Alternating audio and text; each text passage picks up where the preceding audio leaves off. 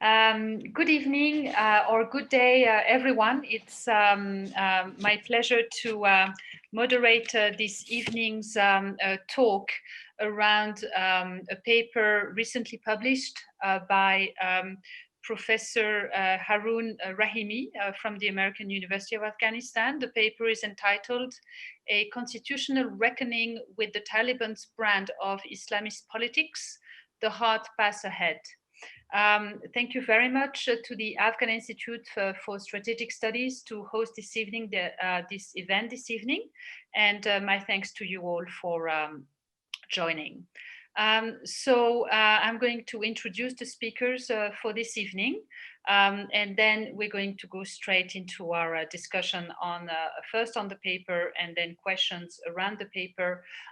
As you all know, these are very important times for Afghanistan, and the timeliness of that paper could not be more ripe. And I do look forward to tonight's discussion with regards not just to what has been written in the scientific content, but also in light of recent developments and what is ahead for Afghanistan. Let me introduce the speakers for this evening. We will start with Mr. Isaqzadeh. Is a candidate in the Department of Politics at Princeton University. His research interests include post-conflict governance, ethnic politics, and role of religious beliefs in public goods provision and mobilization for Islamist militancy. Before coming to Princeton, Mr. Isaqzadeh worked for 5 years in Afghanistan. Then we have Dr. Clark Lombardi.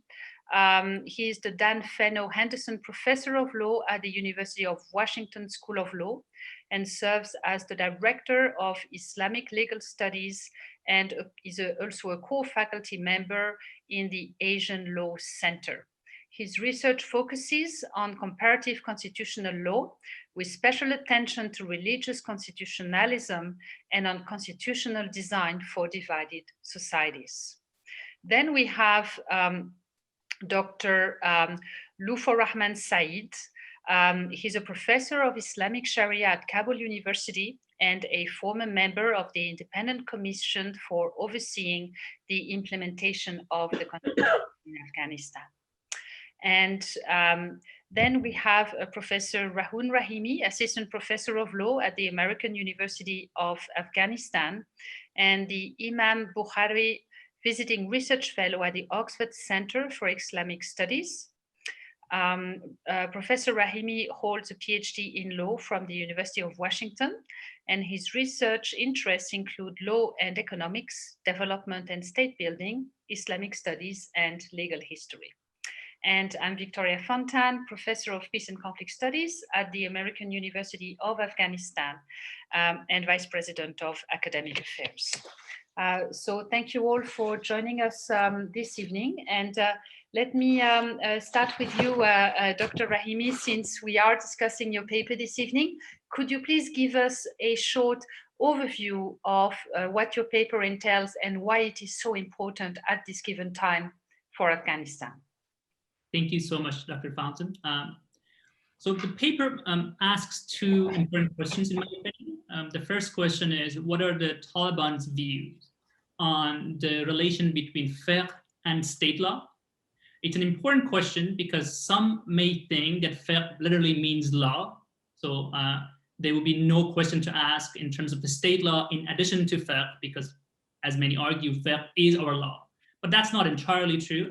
Fiqh is much more expansive.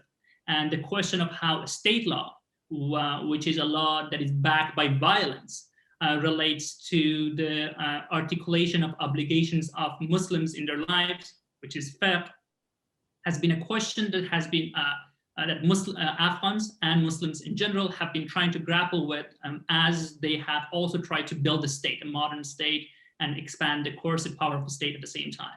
So it looks at what would Taliban think, what are the views with regard to relation between fiqh and state law. Secondly, interrelated question, the paper asks, what is Taliban's view with regard to legislative power of the state, what law a state can make and how. these together answer the question of what a state can use violence to force its citizens to do, basically. What are the limits of the power of state in terms of using violence to force its citizens to do? That's kind of the main question that the paper tries to answer. The method used, as many know, Taliban are a secretive group. They are also transformed over time, so it's very hard to pin down what they actually believe, what anything.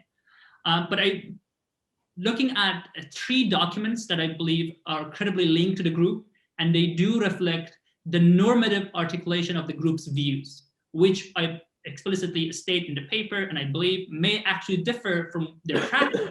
But I still think it's worthwhile to look at how they articulate normatively what they believe in with regard to relation between state law and fiqh, and with regard to the legislative power of states. These 3 documents, the first one is a constitution that a council of ulama convened at the time where they were in power, Taliban were in power, drafted. At the time, the council was headed by then Chief Justice of the Taliban regime. The second document is law-e-haz, or code of conduct, that the group developed for their fighters in Afghanistan since the start of the insurgency. And the third document is a charter, a Manshur, which was leaked to the public in 2020. A point on the last document is that the Taliban have publicly denounced any connection with the document, but I think the content of the document shows a lot of views that at least some factions within the group hold. However, it's not a constitution. It reads more like a drafting attempt. It comes with a lot of citations, which shows that it was meant to persuade the readers rather than just be an authoritative statement. But it's still, I think that's what we have, publicly at least, with regard to the group's normative views with regard to the boundaries of state power, basically. The paper, the way I would think about the legal views of Taliban, I think about their sources of influence. What sources would they draw on to articulate normatively their views? The first source that I looked at is the orthodoxy, Islamic, Sunni, Hanafi orthodoxy, which is basically a collective authoritative statements about what the obligations of Muslims are, that would develop over time within a particular school of thought in Islam called Hanafi. But not just that, the Hanafi Sunni orthodoxy, not just that, but Hanafi Sunni orthodoxy as it was elaborated on in the colonial context in subcontinent of India.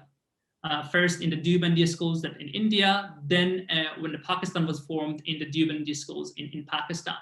That's the first source they had to look into, partly because most members of the Taliban have received some level of education, some very basic, some more advanced in Deobandi schools. So their education and exposure to Islamic law would have been the Deobandi version of Hanafi Sunni orthodoxy. It's an important source because in the context of subcontinent, the Deobandi movement is a reactionary movement. It's a reaction to the colonialism. It's meant to safeguard the boundaries of the society. And as such, it's very protective of what Islamic law, and it's very uncompromising. Because if you remember the colonial context, even after the formation of Pakistan, the state of Pakistan, with the exception of General Zia, has generally, the military has not had a super friendly view with regard to Islamization of the country, as you may frame it. So it has been a context where the focus has been on society, and it's been reactionary in reaction to the colonial forces and the colonial state of Pakistan. That's the number one source. The second source is the Islamist political views. Islamist, it may be term, some have heard of it. Has a very specific meaning. It's a political movement inherently that also was accompanied with intellectual movements of rethinking the classic orthodoxy in Islamic law. And the fundamental view of Islamist politics, if you want to simplify it, is that they want to use the state as a vehicle for transforming society into a Muslim society, into their vision of what Muslim society would look like. So it's very statist. It's focusing. It's playing the nation-state politics It is aims to wield or influence the state, so the state would use the state and the state institutions to transform society. That Taliban generally and publicly would deny that that influence because the Deobandi school generally is against reforming fiqh in any context. They are very classical and traditionalist. It's a good thing to keep in mind that Islamic law is very precedential. So it's like what was said, the authorities of the past. But Islamic politics has a reformist view. So they are formally against it. However, the Mujahideen movement that predated Taliban was dominated by the Islamist thinkers. Many of them, Jamiat and Hizb Islami, the two predominant heads at the time, they espoused a strong Islamist politics view. They drafted the constitution, the Rabbani's constitution. Even Shia movements in Afghanistan, the Harakat was also is Islamist. They also drafted the constitution. And the first one, the Rabbani's constitution, which was the first constitutional articulation of the principles of Islamist politics in Afghanistan, became the source of inspiration for the Taliban movement. So they became influenced and they became a statist. At least their views on how this state can be used to transform society was informed by the constitutional articulation of the principles of Islamist politics by the preceding Mujahideen movements.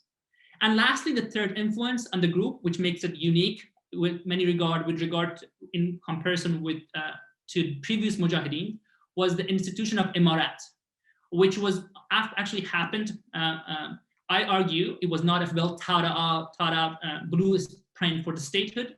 It kind of unfolded over time, and it put the Taliban at odds with the Mujahideen because Mujahideen were a collection of different parties, so the party was much more dispersed. They had actually a need for a collective form of decision making to actually incorporate their differences. But the Taliban came to be, their views on politics became very unitary and very exclusionary because of the institution of Imarat and the actual charismatic figure of Mullah Omar. So those are kind of three influences that formed, I believe, their draft constitution. Since they were ousted from power, if you look at their Manshur, like the recent leaked document, you could ask, have their views changed?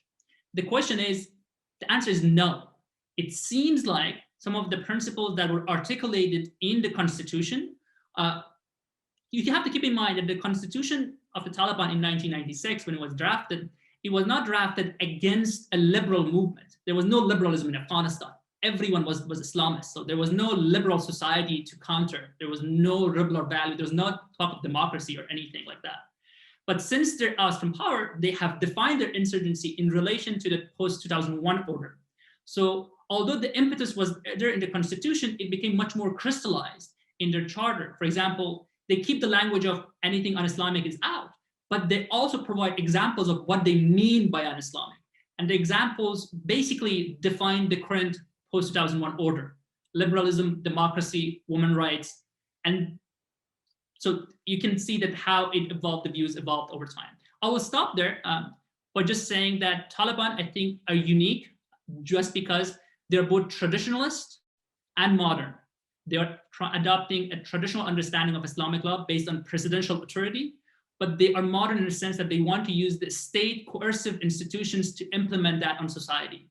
That is not what classic fiqh, that's not how the classic fiqh actually operated.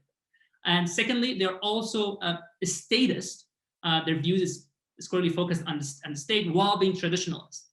So they are trying to transform the society like modern Islamists would do, but they're not compromising and they're not re-understanding the Islamic law in a modern context. So that's kind of what makes them unique and challenging to deal with. I will stop there. I'm sorry if I went over time. Thank you very much, Dr. Haroun. And to me, you know, coming from my Middle East background, it reminds me terribly of Raqqa, but I know the movement is unique. But thinking about it from a pragmatic perspective, what has changed, if anything? So let me go to Dr. Saeed for the first question that I have that is going to delve a little more in detail into some of the points that you make in your paper, Dr. Haroun, but also project to the situation today. So, Dr. Saeed, could you please tell us what lessons does Afghanistan's constitutional history offer about the way that the role of Islam can be negotiated in a post-peace constitution? Thank you very much. Regarding the constitution of Taliban, I have some few points, and then I will come back to the question. When they came to the power, I mean the Taliban, when they came to the power, they reviewed the laws, and it's very common in Islamic countries. Along the history, we have this experience that the first reform start with the laws. And it was the same thing happened with Taliban government when they came to the power. They reviewed the laws, and they were quite good, almost more than 400 law, regulation laws and legal documents they passed at that time. And one thing which was very remarkable, they kept the Council of the Constitution, which was established during Dr. Najib government, and they kept that council, and they established a new law for that. Since then, right now, many of these laws still in act for now. But one thing in the Taliban constitution during their regime, they refer every single things to Sharia, and they never define Sharia. What does it mean exactly?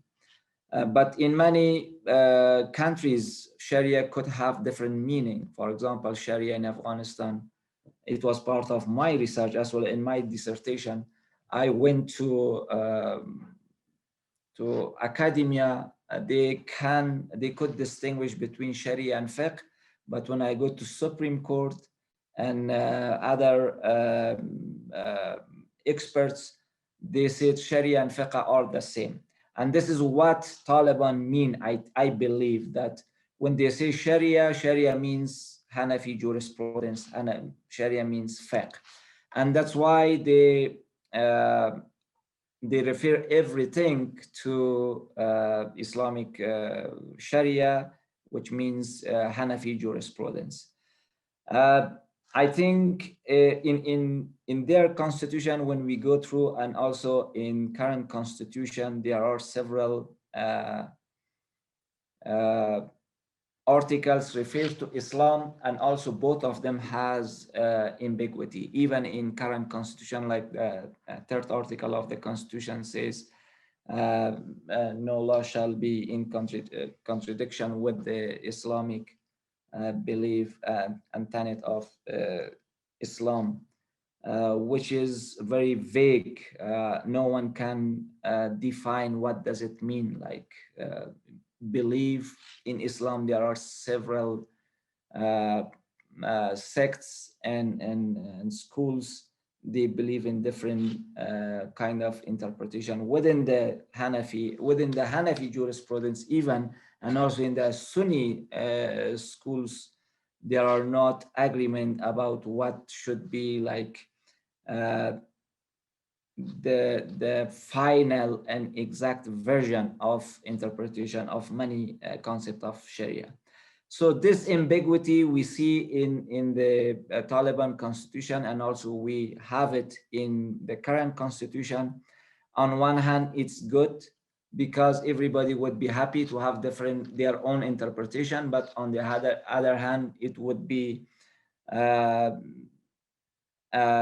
disaster, because sometimes they may interpret it in a way that powerful groups can implement their own wish under that big umbrella. But the lesson for the peace process constitution would be to have more clarity about this repugnancy clause and other clauses refer to Sharia. I believe as much as we have clear wording for that, it would be good, because probably one strong group would impose their own wish on the others, because we have minorities which are not Sunni, we have Shia minorities. Within Shia minorities, we have different sect of Ismailia Shia people. And these are something that I think clarity would help us to have everything in order, rather than imposing one strong groups or majority will on the others. Thank you very much, Dr. Saeed. And so speaking about minorities, my second question goes to Mr. Isaqzadeh. Given what we know about the Taliban's ideological band, how likely is it that the group would concede on the issue of representative government? And how would that concession look like? First, I would like to thank Dr. Haroun for sharing the paper. I think it provides very interesting insights about the genealogy of constitutions developed by the Taliban and the political system that they envision. And especially, I think what is interesting, which is also related to the question you mentioned, is looking at how the Taliban define the state-society relationship. Dr. Haroun very convincingly finds their roots in the Islamist movement that took form in Muslim countries during the colonial period as an attempt in order to revive Muslim societies and end colonial rule. But I think we need to distinguish between two different routes of Islamist ideas. One is the ones inspired by Muslim Brotherhood, which trying to incorporate elements of modernity, including democracy, representation, and popular participation in politics. But there are also another trend, which I think took root, especially among militant groups that emerged after the Soviet invasion of Afghanistan. So the first groups, which would be like Muslim Brotherhood in Egypt, or it could be other or Islamists in Turkey, or even the Islamic Republic of Iran, because they were emphasizing, they were trying to incorporate elements of modernity and political participation. It is easier within that context to allow participation and popular participation. However, these other militant movements, including the Taliban and many militant movements in Syria and Yemen, I would argue that they're actually more influenced by Salafi rather than really by Hanafi jurisprudence. And what is really distinguishes them is especially introducing elements of takfir or excommunication within their ideology. And I think the reason why actually they have more Salafi tendencies, including the Taliban, is that by introducing excommunication, it allows an ideological justification for the use of violence and coercion by these militant groups as a way to project their domination over the society. For instance, I, with all the respect, but Professor Haroun, I'm in doubt that the Taliban are really a strong, loyal followers of Hanafi jurisprudence, exactly because in Hanafi jurisprudence, which is combined with Maturidi theology, it really limits the ability of Muslims to excommunicate other Muslims. And if you do not allow that, then you cannot really use violence freely against other Muslims. But remember, the Taliban and other militant groups like the ones in Syria or in Yemen, they're professional in using violence. They do not really build institutions. They do not build bureaucracies to run and rule, to govern over the societies. But what they are usually focusing on to, as their competitive advantage, is using coercion and violence. But of course, if you want to use violence, you need justification for it, especially if you want to exercise violence against Muslims in a Muslim society. The self-interpretation, however, using especially excommunication and takfir element would allow you to do that. So not only you would justify using violence against fellow Muslims by fighters, but also even among your supporters. And I think if you look from that perspective, I think I'm not really optimistic about how much the Taliban would allow representative democracy. I think over their history, they have proven that they are trying to use violence in order to control Afghanistan, in order to exert their domination and project their power over the society. And they have not shown any flexibility in terms of adopting more tolerant view. And unfortunately, from that perspective, I think especially this elements of excommunication and Salafi tendencies that they have, I'm not very optimistic that they would allow much representation or popular participation. Thank you. Thank you very much, Mr. Isaqzadeh. And you've touched on the next question that I think is perfectly suited to Dr. Lombardi in relation to other groups. So how do you think, how is the Taliban's brand of Islamic politics different from the other Islamist political movement present in other Muslim countries? So you've touched on that, Mr. Isaqzadeh. What is your view, Professor Lombardi? Oh, you are on mute. My apologies. I still, 1 year into a Zoom world, I still have troubles with this. Professor Fontan, thank you for helping to organize and moderate this. And I do want to thank the Afghan Institute for Strategic Studies and Professor Rahimi for giving us such an interesting paper to talk about. And the issue that it raises and deals with directly is exactly the one, Professor Fontan, that you're asking about. I don't have a clear answer to that question for exactly the reasons that Professor Rahimi suggested in his introductory talks, that the Taliban are not an entirely transparent organization. In trying to understand their thought, we're working with documents that sometimes they themselves claim not to have produced, or documents that are 20 years old and no one is sure how much they continue to reflect the beliefs of the organization. With that said, I think that there's been a very interesting interplay between Professor Rahimi's thesis and Mr. Isaqzadeh's challenge to that thesis, which we've just heard. It is clear that the Taliban come out of a traditionalist, or what in my work I've called a neo-traditionalist understanding of Islam. They come out of an educational environment that privileges the classical Islamic tradition as understood by scholars in the Hanafi school. As Mr. Isaqzadeh points out, though, they took this understanding of Islam into a very different milieu than most neo-traditionalists have.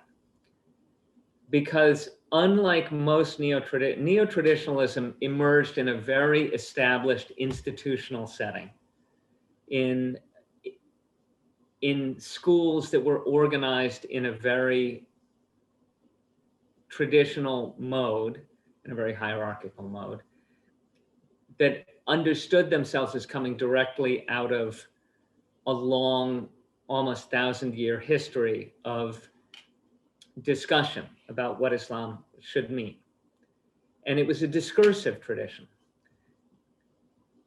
The Taliban were a militant organization. So they actually, although they were trained among scholars who were used to talking, their profession was fighting. and they organized themselves into an organization that was extremely hierarchical and had no time or interest in discussion, because it was designed to project force, and it had to come up with a clear answer that it could impose upon other people.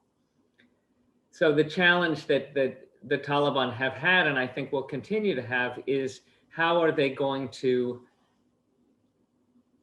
align their commitment to a discursive tradition, a tradition of discussion, which is very easy to mix into the form of representative democracy, with their own tradition of militant imposition of one clear answer to what it means to be Islamic.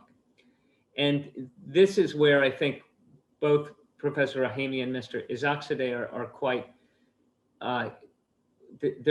although they answer the question differently, they're very correct to point out that the Taliban are almost unique among Islamic organizations in that they claim to represent a classical tradition in which disagreement is tolerated, indeed celebrated, and discussion and disagreement within discussion is understood to be an essential part of what it means to be Muslim.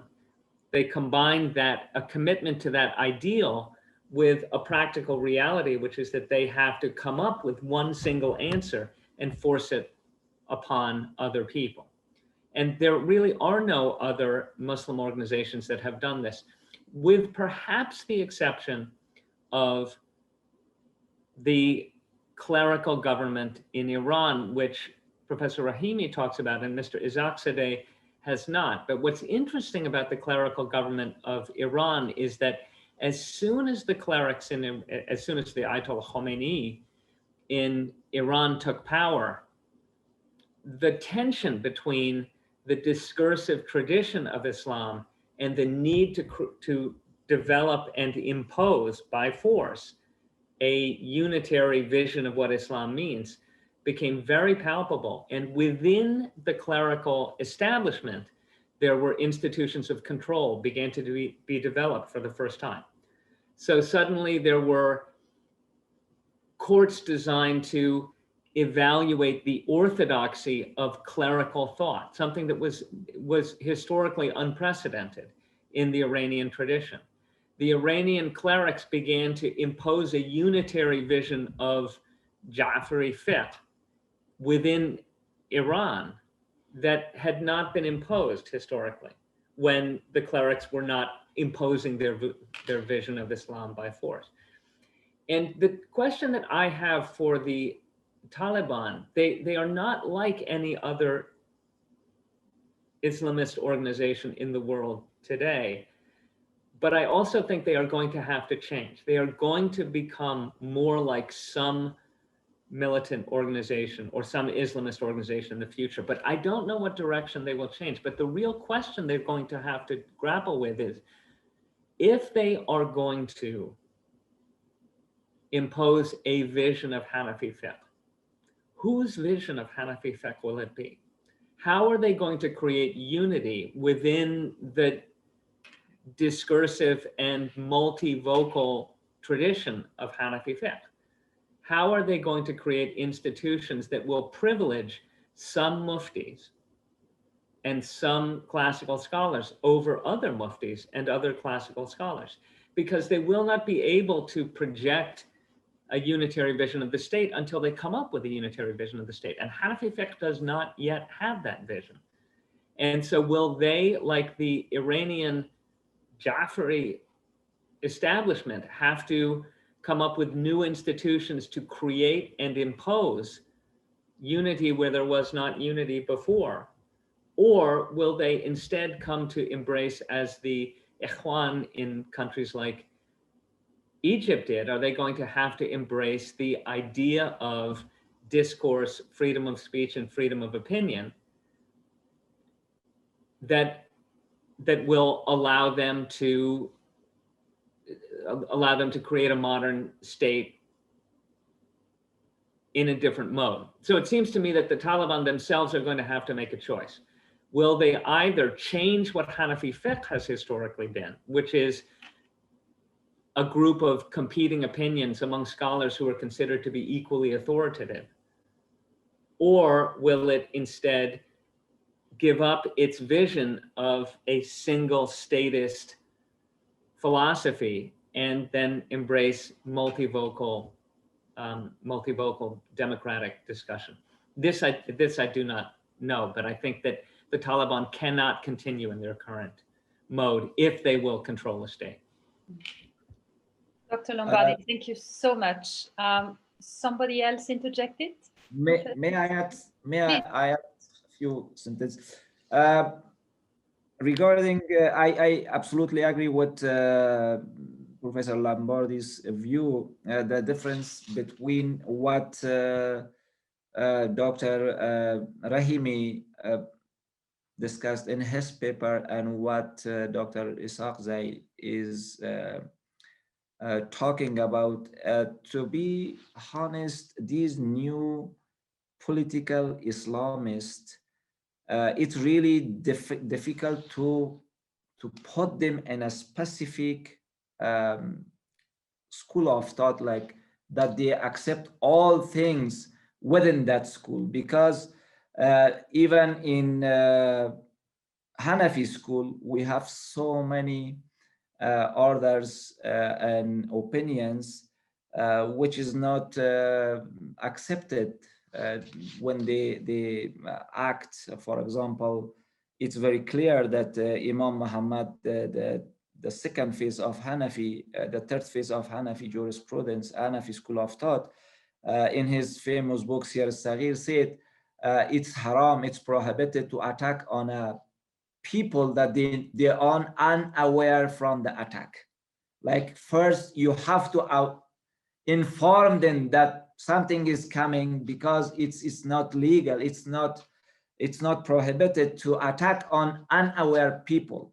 But it's part of humanitarian law. That book is almost focusing on that field of law, and it's all rule of war.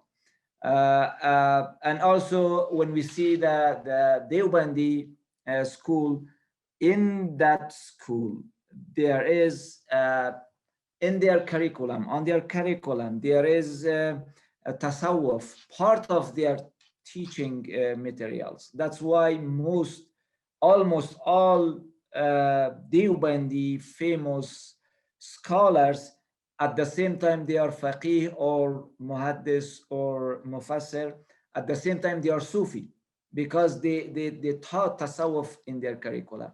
Tasawwuf is against violence, but we don't see this kind of influence of that curriculum on recent scholars that they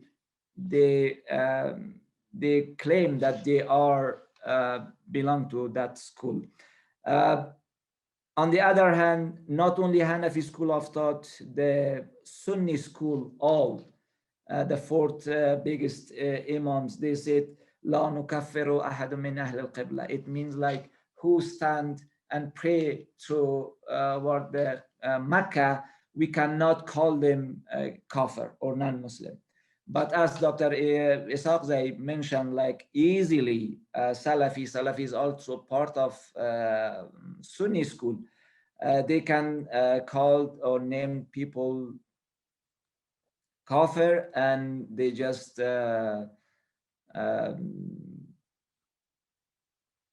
kill them.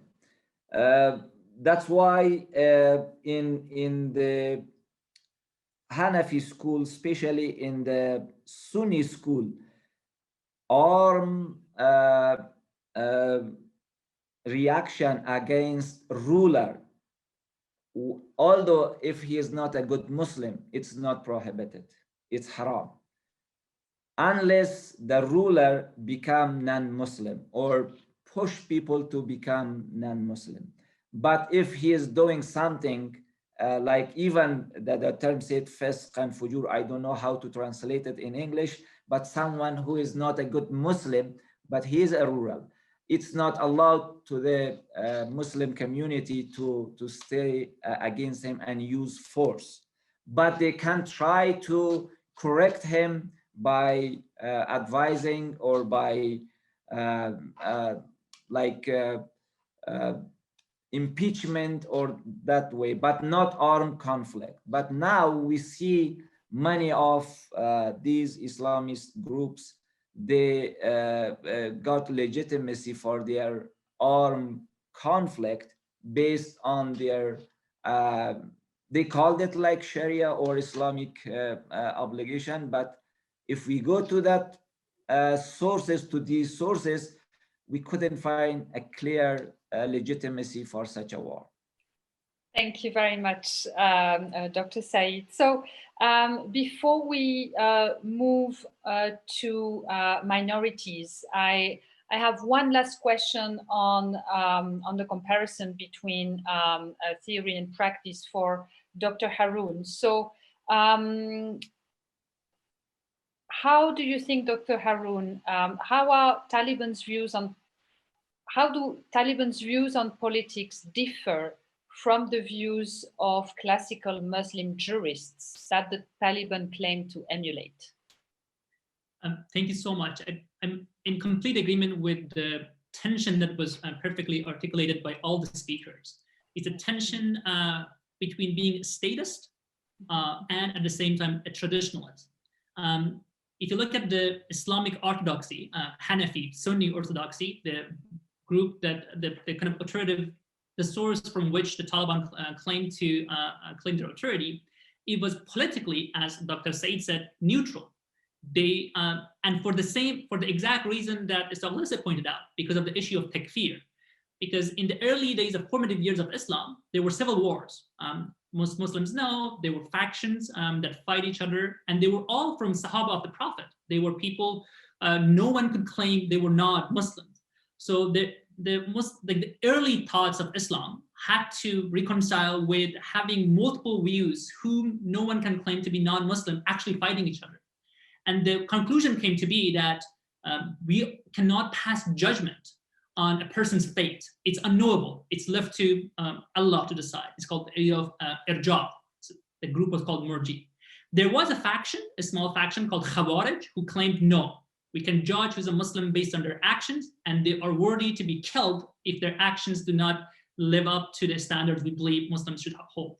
But that was a minority view. The classic Sunni fiqh, Hanafi fiqh, and Dr. Saeed pointed out clearly that Hanafi, Imam Abu Hanifa himself, not even Muhammad, says that even if the ruler is fasiq, which means he's a bad person, you cannot take arm against him. The idea was that we need to ensure the stability of the society. But when you want to create a state, then the question becomes how you handle that diversity, that disagreement that Professor Lombardi said, with the use of state violence to enforce a vision. I think if you look at the Manshur, the charter, there are some hints as to how Taliban are thinking about this. First, they have a ulama council that makes a decision on what was going to be the formal state kind of version of Hanafi fiqh. So you can have, arguably, I mean, it's not justified. The document just states what it says. There's no rationale for it.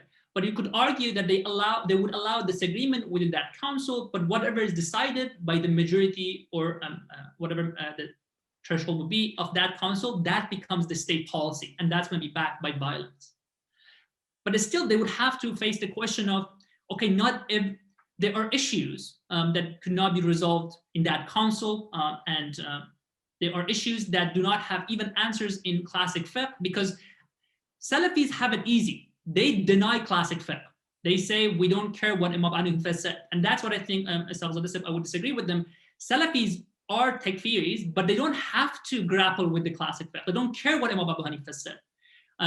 The tension that exists in Taliban thought is that they claim to care about classic Sunni Hanafi fiqh, but at the same time, they are trying to be statists. They're trying to use violence to transform society.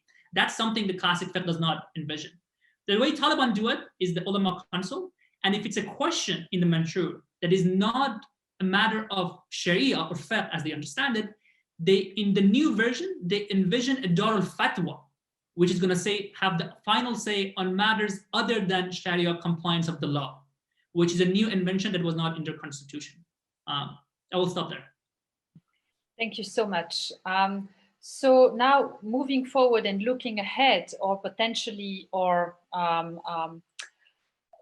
Isaqzadeh, what do you think what are the Taliban's views on law and legislation for non-Hanafi people of Afghanistan and women? So we're looking at minorities now, and what does all of this mean for minorities? Unfortunately, looking at the little written documents that they have that are available, and at their actions, it seems that they're not really that much open to legislation that would allow rights and participation for minorities.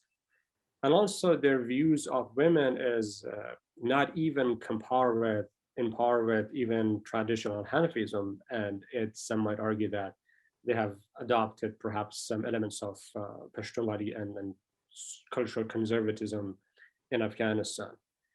And I think, unfortunately, that would be a source of conflict and something that may really preclude the establishment of peace in Afghanistan.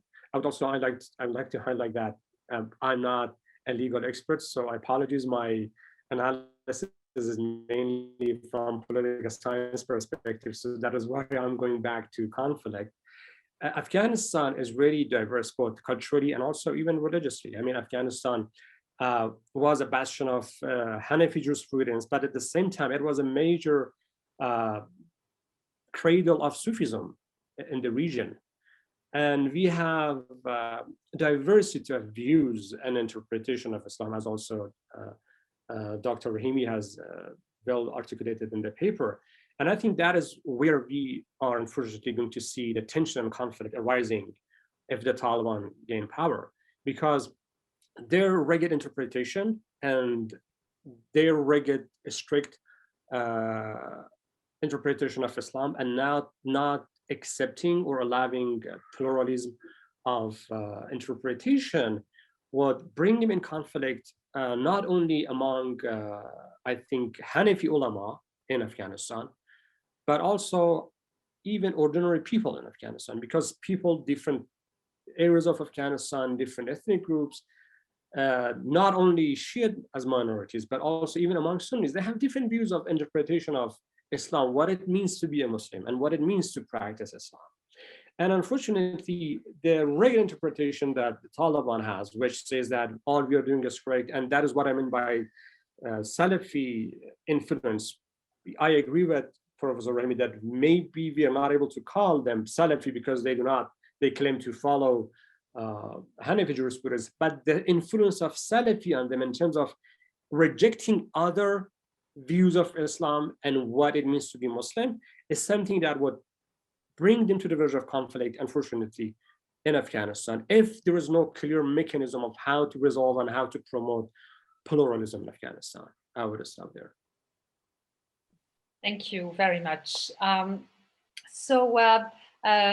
Moving forward on, the ifs and whens, Dr. Lombardi, assuming that the Taliban agreed to participate in any, let's say, negotiated settlement, how should the issue of the relation between Sharia law and state law, and the issue of a representative government be framed for the negotiations to be productive?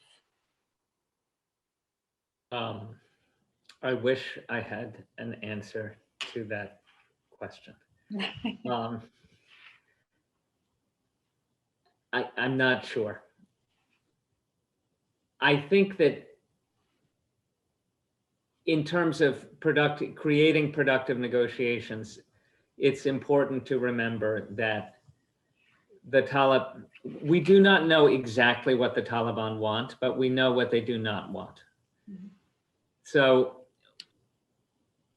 they do not want a society or an outcome that cannot meaningfully be understood as consistent with the classical tradition.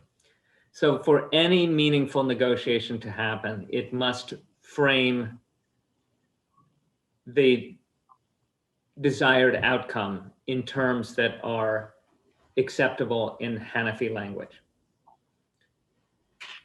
So it seems to me that if the question of what should the relationship between the fiqh and the qanun or the siyasa be, that negotiations must identify the different possible Hanafi answers to that question.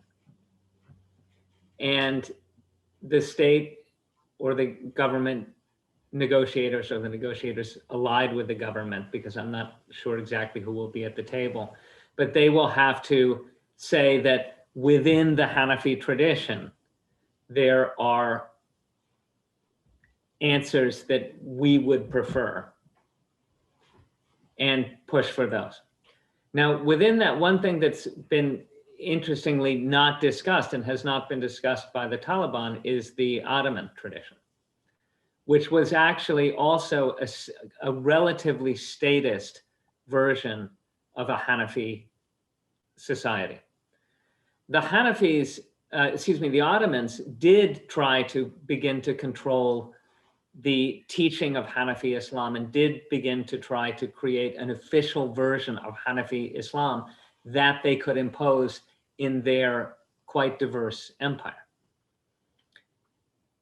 This was a project that never fully came to fruition because the colonial interruption stopped the process of development within the Ottoman Empire. But the Ottomans did, in fact, create a society in which there was an official version of Hanafi Islam that was applied in situations where the state needed a single answer, but there was also tolerance of different Muslim versions of different Muslim understandings of the proper society, and also tolerance for minorities through the millet system.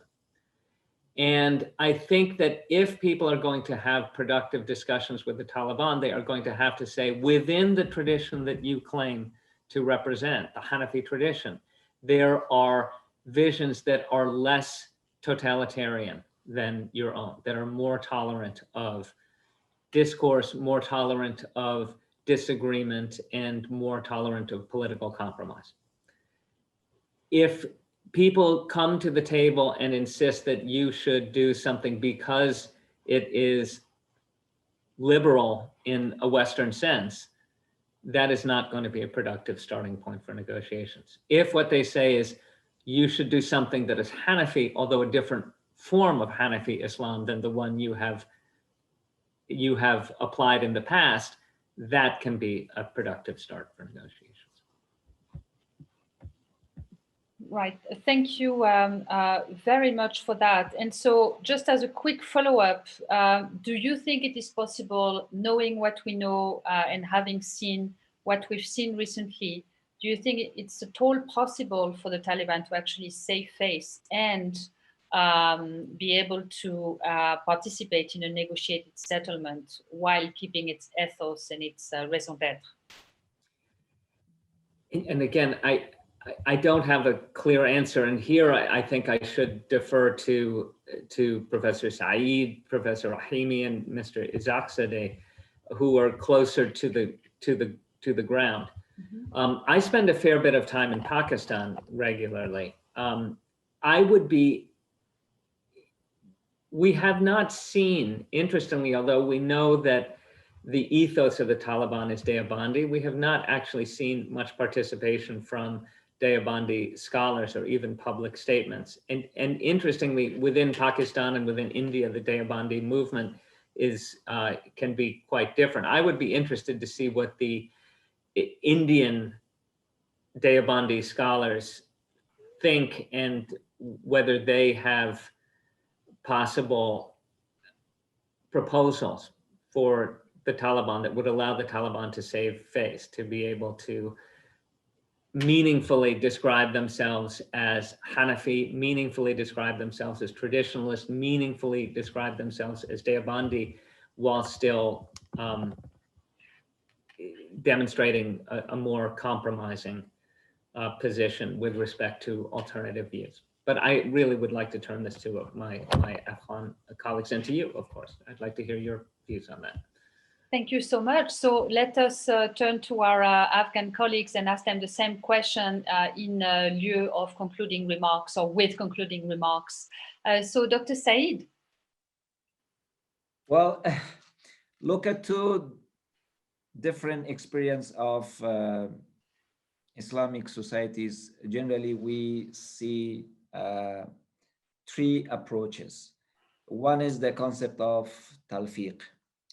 It means like if there is a problem with implementation of specific opinion of the leading school of thought, we can borrow an opinion from another school of thought which is useful for the situation. We have this experience before communists come to the power. For example, in our civil code, we have some opinions from Maliki school and even from Ibn Hazm Zahiri school. That school is not so famous, but Maliki is one of the biggest schools in the Sunni world.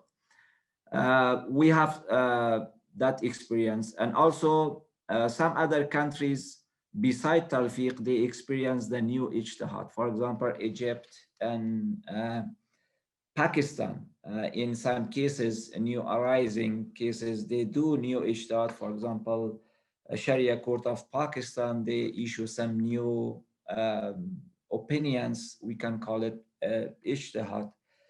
And also in some other countries, they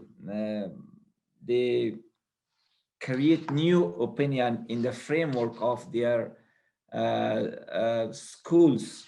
For example, Constitutional Court of Egypt, they have some opinion, we can call it like new ijtihad. The third approach is, which is very common, especially among the Shafi schools follower, they follow the concept of maqasid al-Sharia. And they are quite successful, like Indonesia, Malaysia, and some African countries, Tunisia. Unfortunately, it's again difficult to have a clear answer for the current situation, like which approach would be followed by Taliban. It's really difficult to to judge that, but as we have experience of the past, during their regime, they reviewed the laws and they just focused on the Hanafi jurisprudence. But within the Hanafi jurisprudence, there is a specific norms and standards, which opinion of which scholar should be accepted or which book is acceptable rather than others. It's a field of study. It's called Qawaid Iftah, like principle of Iftah, like which opinion would work. But again, during that time, we haven't seen to be implemented this field and these rules in their opinions. We wish to have a clear answer from the Taliban side, like if they are being part of this world, if they want to be part of this world, and other Islamic societies, they experience different approaches. It would be interesting to hear from them, like which approaches they would use for having fiqh and Sharia besides state law, and how they emerge them and make a system which is useful for Afghan society and also acceptable for the international community. Thank you so much. And let me turn, before I have a great question for you, Mr. Isaqzadeh, but before, Dr. Rahimi, so I'm going to put my political scientist hat here and ask you, you know, we've talked about many, talked about many schools of thought, some traditions, some of them that were new to me. What do you think? Do you think that within the Taliban movement, there is a single vision of all those different intricacies that you actually have been discussing both in your paper and tonight? You know, do you think everyone in the leadership is as refined a scholar and has the same understanding than what is in your paper? So, I mean, we started by talking about how the group is very secretive, how it's also transforming. The documents we're looking at, they are from different points in the life of the movement. I think there are lessons to be learned as to how the movement actually transformed legally over time. Also, the issue is that since they're out from power, they didn't really have to articulate what they believe. Other than just jihad, just a rhetoric of jihad. That's all they had. And they had an enemy. It was the US. And it was easy to mobilize people against the United States. And it was easy, even in classic fiqh, and an un-Islamic force occupying a Muslim land. I mean, if you go to classic fiqh, it's not that hard to find an opinion that would justify fighting.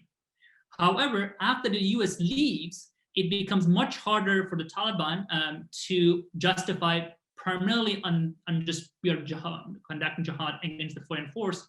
And also, if they are meant to actually join the government or the state, they would have to say what they mean. In the 1996, when they actually defined their version of state society, which was very exclusionary, as I described in the paper, there was no competition. It was, they picked the people who attended the Constitutional Drafting Committee. It was very much a technical exercise beyond the, and that's why you see they wholeheartedly adopted the majority of the Rabbani's constitution, with exception of the Emirat and elimination of elective governance, which they opposed, I believe, on practical and normative grounds. They kind of did not see it as a constitutional making was not a hugely important task. The constitution was not meant to negotiate different views into a pluralistic system.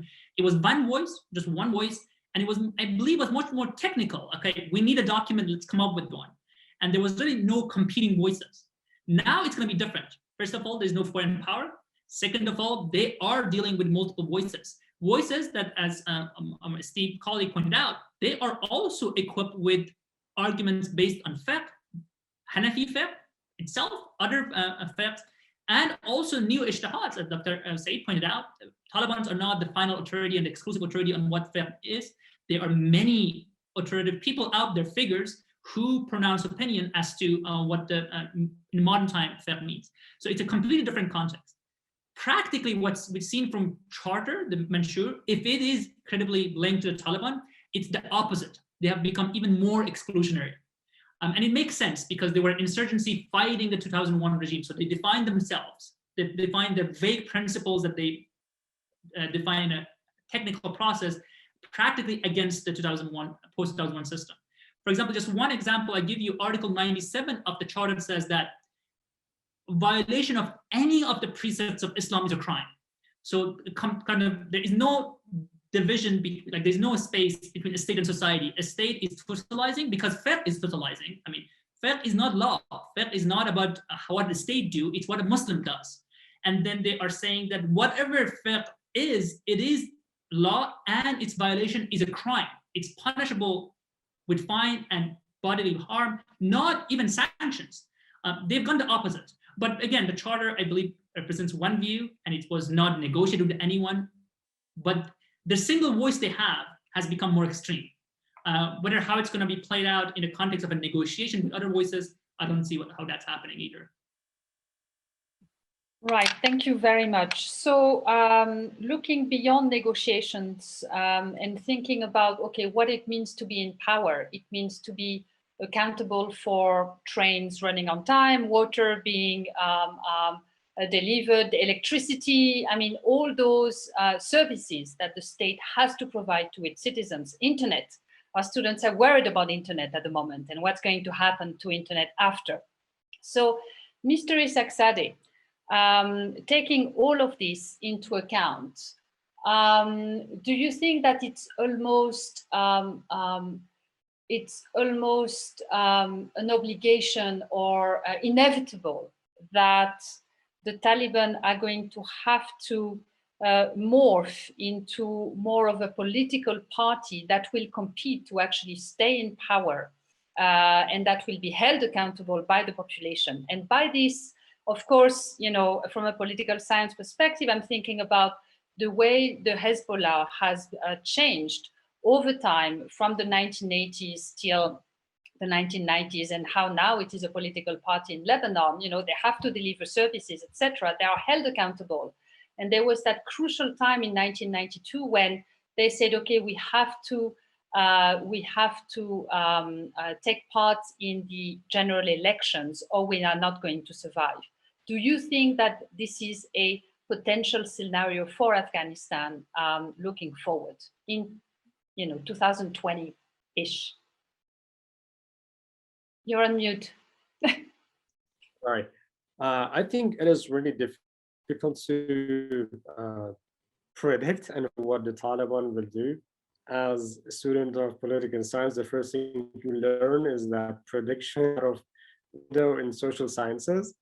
But if you look at the past and how the Taliban behaved, especially during the time when they were running Afghanistan, when they were controlling the population, unfortunately, I think they did two things. First, they provided minimum services that the state should, and that was security. If you look at the period from 1995 until 2001, almost all other services were simply shut down, and they were provided by NGOs.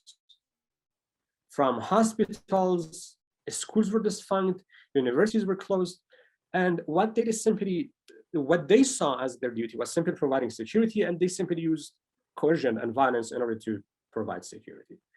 This time, are they going to metamorphose into a political party that would compete in elections? I would love that to happen, but I'm not really optimistic. We see right now there are a lot of calls from different sides for them over the past few years for them to take part in politics and compete. As you mentioned, Hezbollah became a political party and stopped using violence to gain power. But the Taliban have not shown that they're willing to do that. And unfortunately, I think that the recent development that the US government trying to pull out, it gives them a winning card. And at this point, I don't think they see any advantage in putting aside arms and trying to compete with other political parties. They're exclusionary, and I'm afraid they will fight, and they simply are thinking about using violence to gain power. And I think, although they're called the Taliban, which means the students of madrasas, it is, I think, really a euphemism. Most of them are simply militant fighters. They're simply fighters. Most of, especially their fighters, they have very limited knowledge of Islam. And look at the leadership. They're not really scholars of Islam. The leadership are simply militant commanders, right? And I think they will not really care much about trying to resolve all these fiqh issues and try to develop a system of political system that would incorporate different views. But unfortunately, they're simply good at one thing, and that is fighting. And I think that is the way they're thinking that they will gain control of Afghanistan, simply through violence. And I will stop here. Right. Well, thank you very much. And that was my question earlier. Do they even know all these things that are greatly, discussed here in this paper and in this panel? And what, do the majority, does the leadership know? So now moving to other countries, Dr. Lombardi, I would like to know, in your opinion, how, can there be any comparison between the the stage, the political stage in which Afghanistan is at the moment, with regards to the different paths it can take and the role that Faki could be playing in the future. Can you offer us any comparison to other scenarios, other post-war scenarios that have unfolded in other parts of the world? Yeah, I think that Professor Rahimi is correct in saying it is an almost unique situation. You have a traditionalist organization that is not actually run by trained clerics with a clerical infrastructure. So in Iran, you had a, if not bureaucratized, heavily systematized clerical establishment, schools training people, credentials that were recognized uniformly. Even so, as I pointed out, once clerics took power, they had to begin to come up with systems that would allow them to limit the range of possible opinions within the clerical establishment. But nonetheless, you had an institution. But within Afghanistan, the Taliban are not trained in a system of institutions that have a long history of being recognized. It's not clear exactly what credentials would be required to be recognized as a scholar. So this is unique among clerical institutions, and then, like clerically focused Islamic countries. And then, as Professor Rahimi points out, in other systems like Egypt or the Sudan under Bashir during its Islamization period, the version of Islam was one that was less traditionalist and therefore allowed for the creation of a new state-sponsored ijtihad that could come up with answers that would be imposed. So here you really have a very, very unusual situation for exactly the reasons Professor Rahimi points out. And I don't think there is a precedent for this, which is why I believe that the Taliban are either going to have to come up with a way that will render traditionalism more statist, or it will have to become a more tolerant organization. As Mr. Isaqzadeh has pointed out, when the Taliban had power for a short period of time in the late 1990s, they didn't do either of those things, and they did not create an effective state. I mean, one of the real possibilities is that the Taliban will take power and will not get the trains to run on time. We say that governments have to do that, but there are sometimes people in power who do not do this. And we have certain Maoist governments around the world that have failed to provide essential services. That is a possibility also. So we really don't know what's going to come up, but it's a very dangerous time for Afghanistan. Indeed. Dr. Saeed, so we've talked about institutions. What are the Taliban's views of the legal system? And if they come back to power, what is it going to mean for the post-2001 legal institutions, such as the National Assembly, the judiciary? You know, how is it all going to change? And is it all going to change? Or are we going to have two different tracks running parallelly, just like in Somalia with the Shabab?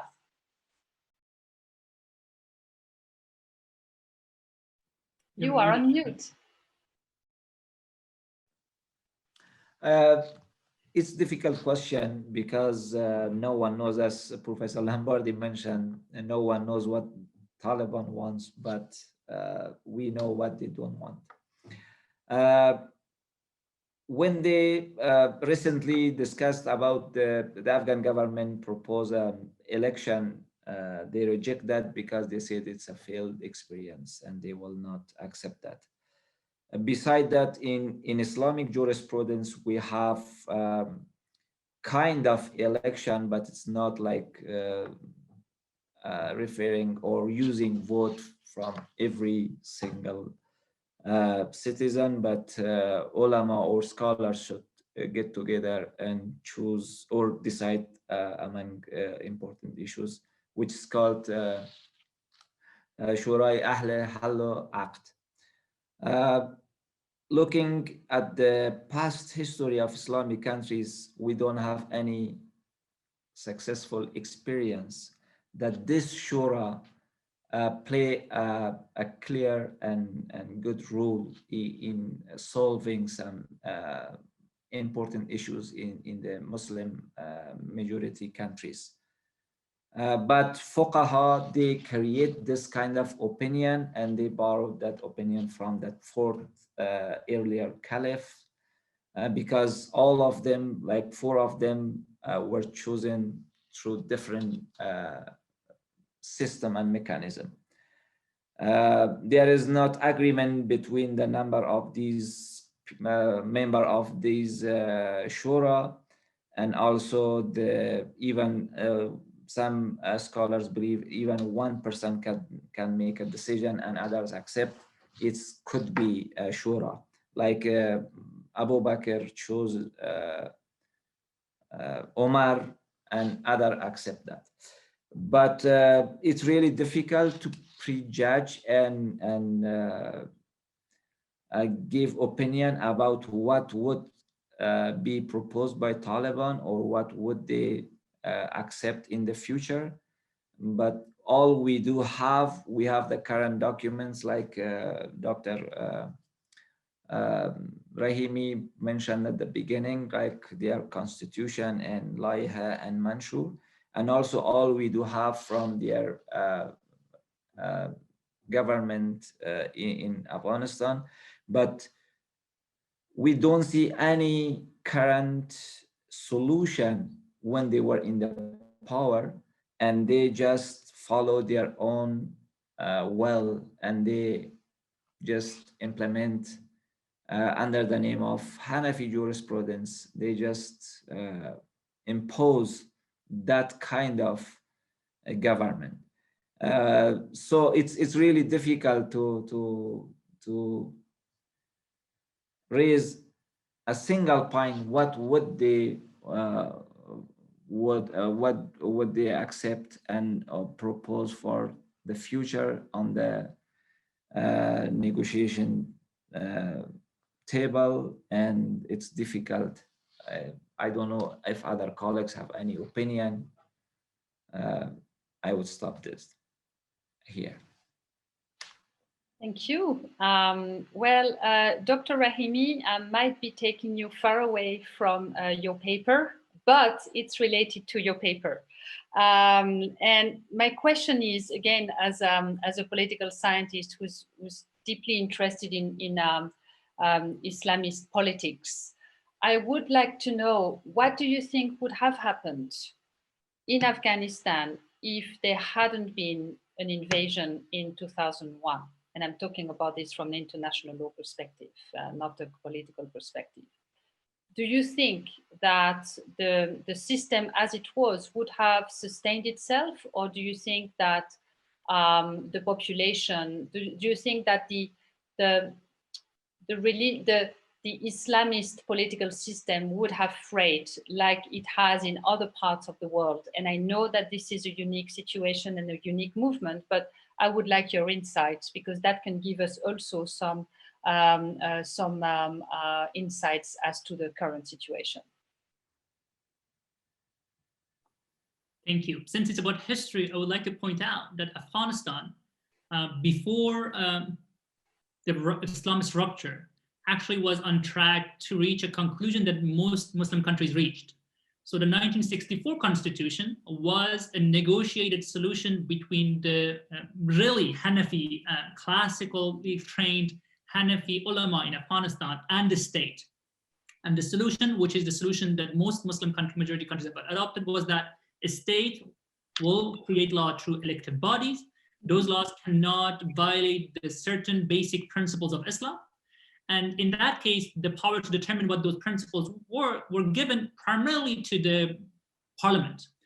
So there was a way of, okay, we're going to think about what Islam means on a very basic level, and a state law cannot violate those. That's kind of the general path that most countries were headed to. Afghanistan in 1964 actually reached that.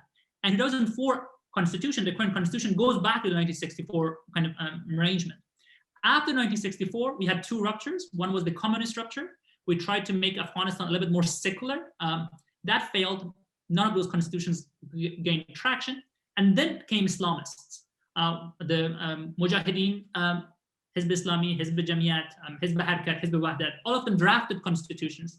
And those constitutions were trying to resolve the issues we discussed. How can you have a state that is using violence to transform society along a Islamic vision, and at the same time maintain kind of the collective, the representative nature of the government? They came up with different answers. Taliban went to the extreme, and it was partly because of their views on the issues of elections, representative government. Practically and normatively, they rejected it, and they have since then. Normatively, their claim was that there's no precedent, as Dr. Saeed said. If you are an extremely narrow-minded traditionalist, you say, I have a book, I checked the book, there's no election in it, election is rejected. So not having a precedent is an argument against not having it. It's bad, it's haram. Which is actually opposite of, I mean, Dr. Saeed here is a scholar, actual alim, I'm not, but it's against the basic assumption of Islamic law, which is everything is actually allowed unless there is a clear prohibition on it. But the Taliban traditionalist vision normatively was no election in the classic fiqh, therefore election is banned. But if you think about it, if the classic fiqh had elections the way we understand it, that would be a miracle at the time. Like no one there, it was not a question it was not a political question that was asked of fuqaha. If you think about it, no one went to Imam Abu Hanifa and said, should we hold general election? And Abu Hanifa would say, no, let's wait a minute, let's not have a general election. It was completely something that was not decided, I would argue. Practically, I would agree with the Isaqzadeh that the Imarat was a military machine. It was a fighting machine.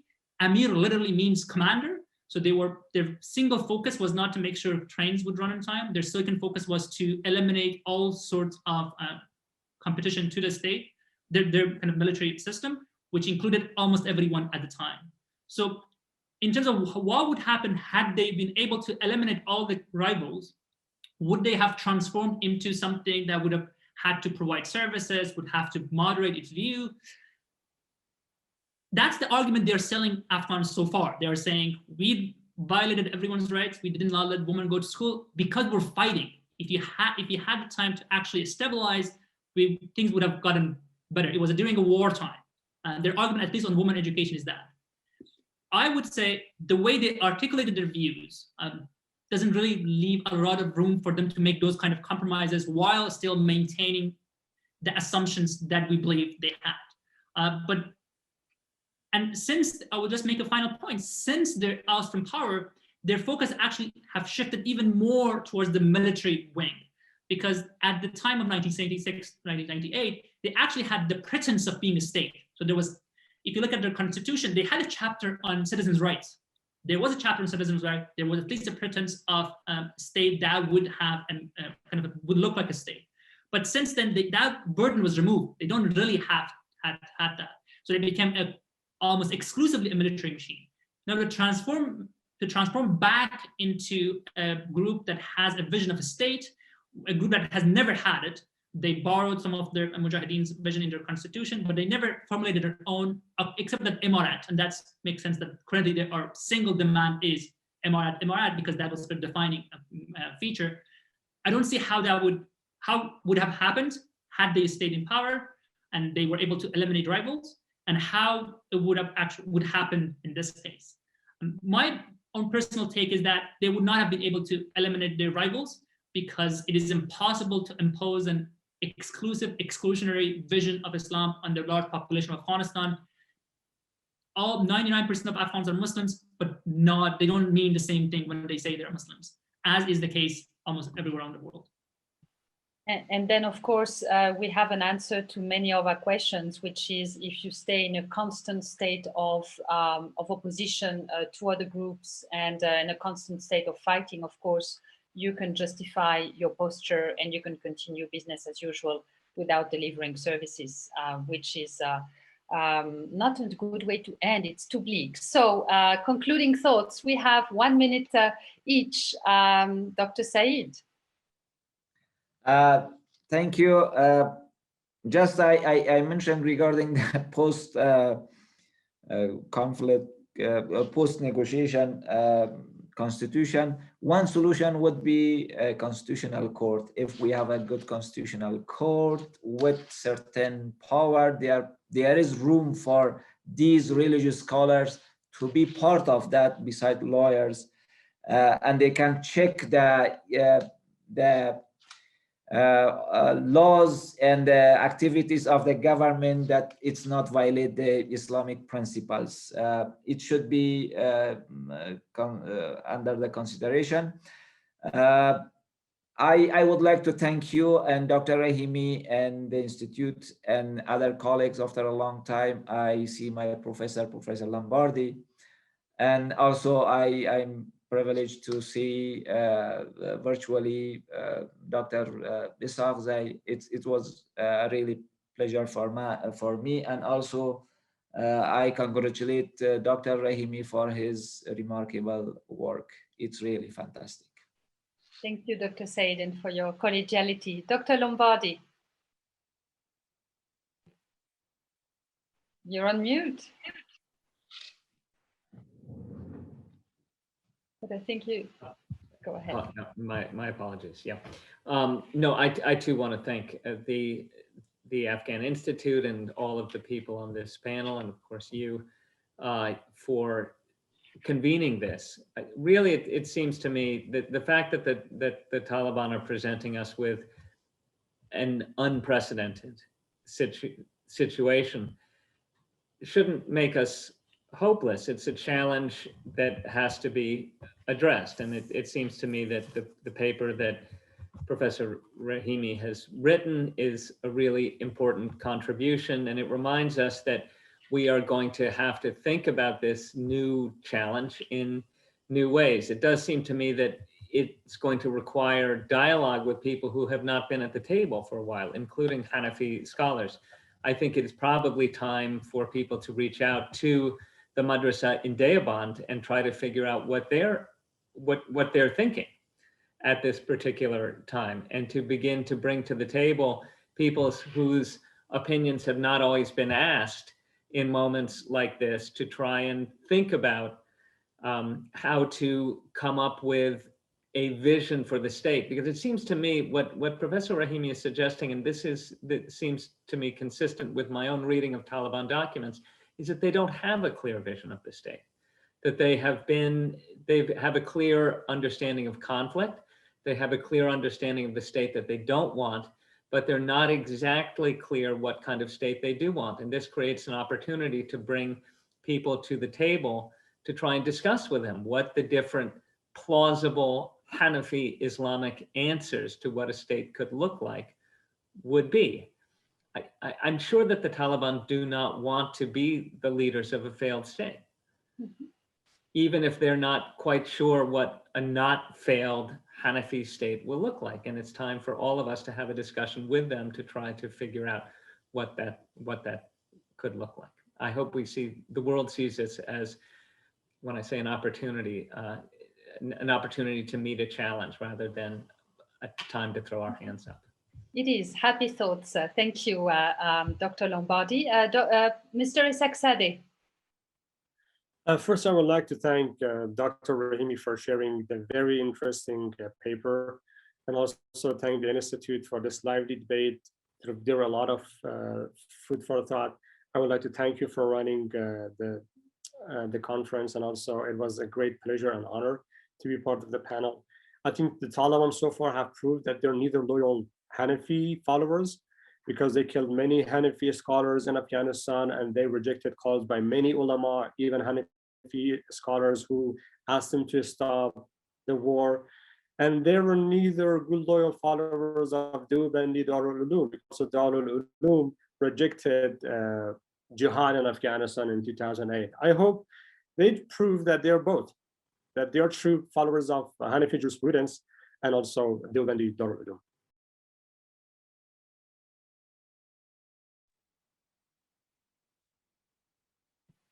Thank you very much.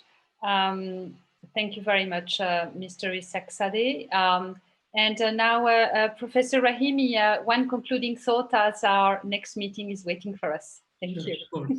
I will just say as a final thought, I think for this to work, and I would just like to point out that classic Hanafi fiqh also would be rejected by the large parts of the Afghan population currently. Young population in the city, especially with Jews regarding to women and minorities.